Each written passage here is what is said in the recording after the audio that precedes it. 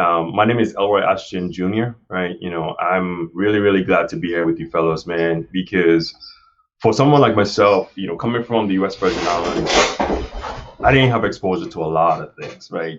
My family has entrepreneurs, they have educators and other professions, and I chose to be an engineer, a computer engineer to boot, right? And after being inspired, then, working on the local bank and then, coming to the US here in Florida where I did my undergrad and, you know, brought me all the way out here. And it's so funny because Corey and I could have crossed paths multiple times and we just didn't know it, whether it was at the University of Central Florida, whether it was at United Space Alliance in Houston.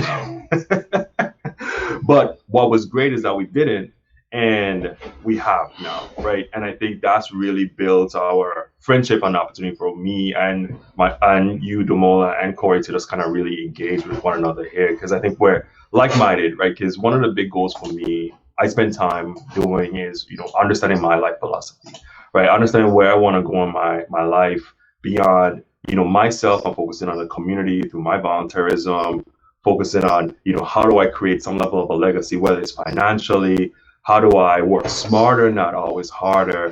And it's really big. A big part of that too is maintaining relationships, right? And fostering relationships, So for me, I'm excited to continue dialoguing with you guys as well as spreading whatever positivity that I can bring, right? Because I think the one thing that I always say is, you could be disappointed because things don't always work out the way you expect, but don't be deterred, right? You want to stick at it because something else may come out of it, even if you have to pivot or change it a little.